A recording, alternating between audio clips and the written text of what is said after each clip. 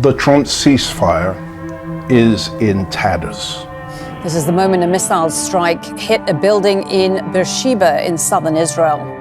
The attacks started just an hour after Iran announced it would halt strikes on Israel. The Israeli Air Force carried out a small strike against an Iranian radar north of Tehran just a short while ago.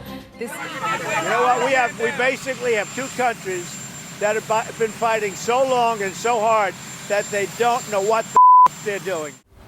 Really not a good thing for Donald Trump, who was probably trying to get the Nobel Peace Prize by bombing Iran.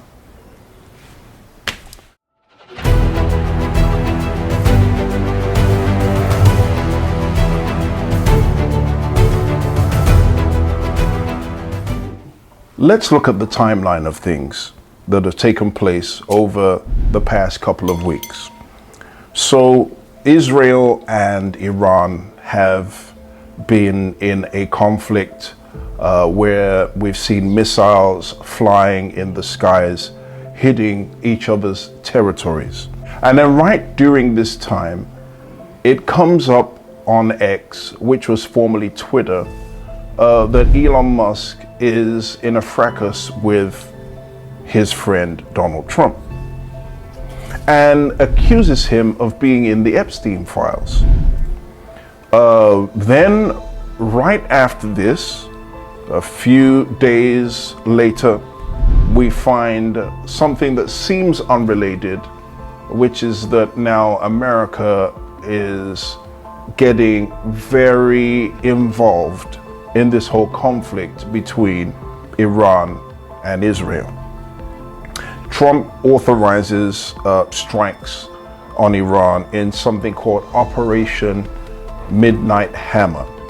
Tonight I can report to the world that the strikes were a spectacular military success. And he hits installations in Fordo, Natanz, and Isfahan. Okay, and he claims victory from these airstrikes and basically commends all of the airmen that were involved in the strike, the B-2 bombers and so on and so forth. However, experts that have scanned the area say that there's no real threat of nuclear radiation. And so that leaves a question mark. Was this successful or was this merely theater? Right after this, we find that there's an uproar. And the reason is that when President Donald Trump did this, Congress was not informed of his actions because Congress in the United States are the only ones who can authorize anything at this level, according to constitutional law. And also, Mr. Secretary, when were congressional leaders notified? How long before the attacks took place?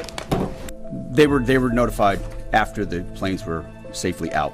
Well, we complied with the notification requirements of the War Powers Act. Attacks, they were notified.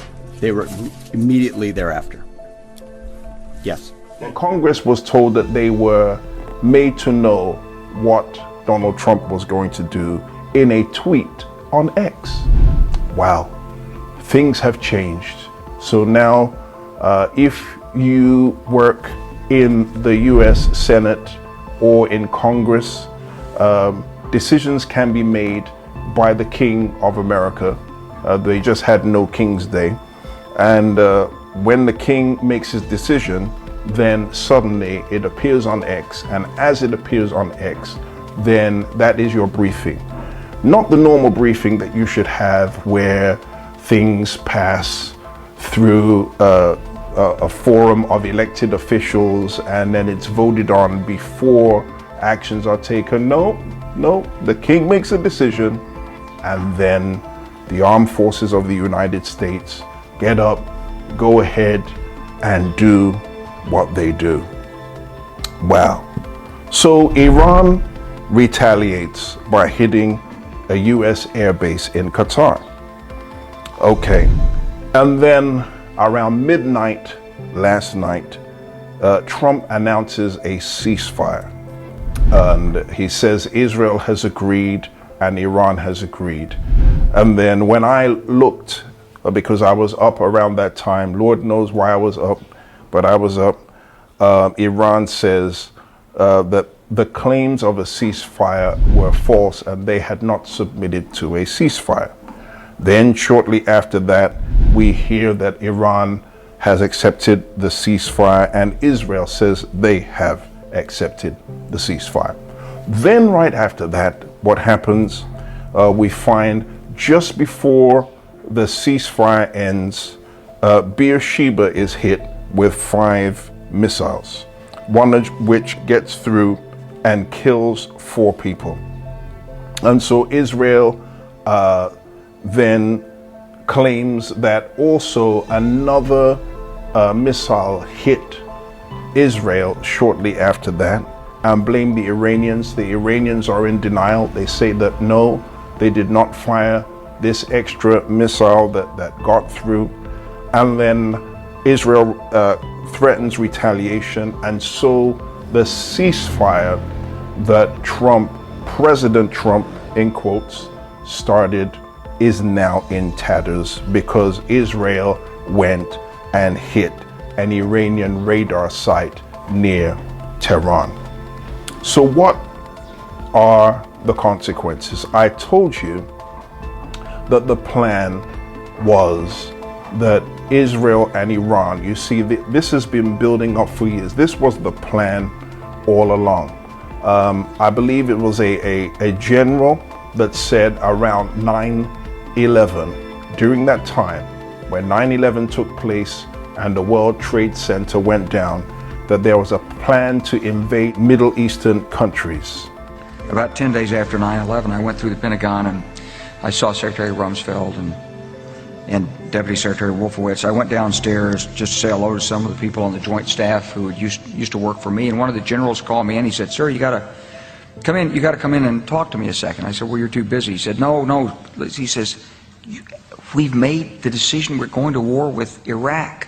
This was on or about the 20th of September. I said, "We're going to war with Iraq. Why?" He said, "I don't know."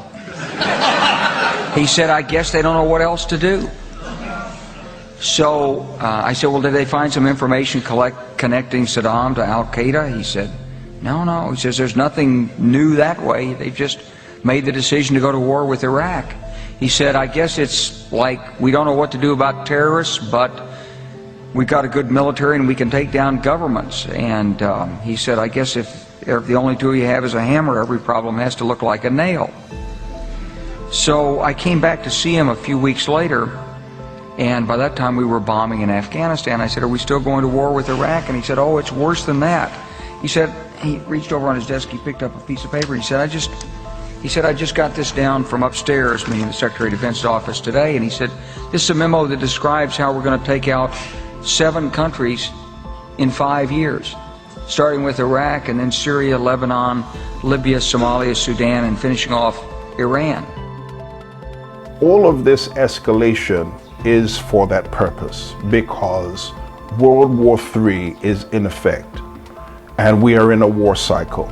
The Ayatollah Khamenei has said defiantly that Iran will not give up their uranium enrichment program, which they say has always been for civilian purposes. And so we've also got to understand that the Iranians moved all of the uranium from their sites, the sites that the Americans knew about and the Israelis knew about. They moved this uranium from those sites before the bombing even began. Because this uranium, which was enriched, I believe, to around 60%. I'm no expert, so don't quote me on that. But it could be taken away in tanks the size of scuba tanks. Okay, the oxygen tanks that you use to dive underwater.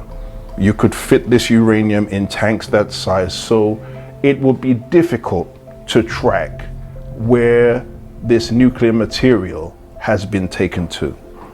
So if The objectives of Israel was to make sure that Iran did not have the nuclear material enriched to a certain level to be able to produce nuclear weapons. Then that objective, according to my assessment, has not been attained. And if you know anything about Iran, they definitely have, if not one, maybe a few other bases that the West knows absolutely nothing about. So that is my assessment on things. And we do need to pray, and we do need to seek the Lord. I'm not on Iran's side, I'm not on Israel's side, and I'm not on America's side. I'm on the Lord's side. Because all of this killing, all of this murdering is not of God, it is of the devil. Whether it is Palestinians in the line of fire, Israelis in the line of fire, or Iranians in the line of fire. It's not the people necessarily that are on the ground trying to live their everyday lives that are responsible for these atrocities, but rather the authorities that they trust and live under that are pushing for wars and battles that ultimately determine their fate, not even giving them a chance to make or to be reconciled with their Creator and finding out the truth about Yahshua HaMashiach. And that would be the plan of the devil. If I were the devil, I would eliminate as many people as I could to make sure they go into a destiny where they do not know the Lord. And that the vast platform towards this is a world war. Please be praying, for we are in an hour of danger. And again I say to you, as the scripture says, come out of her. Why am I saying this? See, whilst all this is going on, and let me conclude with this, what do I see happening next?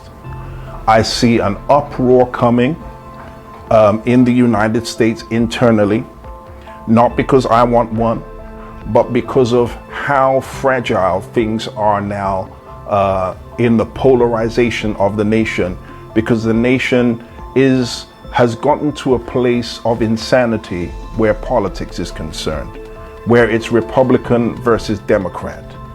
And I even heard one preacher saying that if you, I've forgotten what he said, that if you agree with a certain ideology, then he puts you in a category with those who like LGBT and a whole bunch of other things. And I was really astonished and really hurt that a preacher would get up and say nonsense like this because you've decided to be political. The gospel is not about politics. The gospel is to be preached for the salvation of men. And because of this polarization and this insanity in the US, we will see some kind of civil unrest. If things escalate to the point where now the war is drafting in young people to go fight a battle, as they have done over the years in Afghanistan and Iraq and so many other places in the world, we will see fighting and rioting in the United States, because that was also the plan. The plan was to cause a civil war, and whilst that civil war is taking place, we will see nations attacking and invading the United States. So don't fall into the trap. Don't fall into the plan. And we could probably see the impeachment of Donald Trump. Is that a good thing? I don't know. Is it a bad thing? I don't know. Was he trying to prevent a war?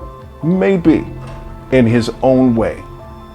Because I don't see the retaliation that the Iranians did actually doing any damage on the airbase in Qatar, because that airbase was evacuated, which means that they were informed, the airmen and the base was informed to evacuate before the missile launch. And as I said, on the other hand, the attack that took place with the US in Iran, I don't see that as having done any significant damage, even though the propaganda is saying that it did, because truth is always a casualty of war. You can't believe what is said on either side. But we've got to understand these things, I believe, will escalate to a level where World War III continues to go to a place. And the worst part of a war is not the beginning, is not the middle, but we are yet to see the fever pitch end. And that's when the terrible weapons are unleashed. Please be praying, because you don't want your children, neither yourselves, to be caught up in all of this nonsense. Bless you, and thank you for listening to another edition of the Intelligence Report. I've been your host, Dr. Joseph Opare.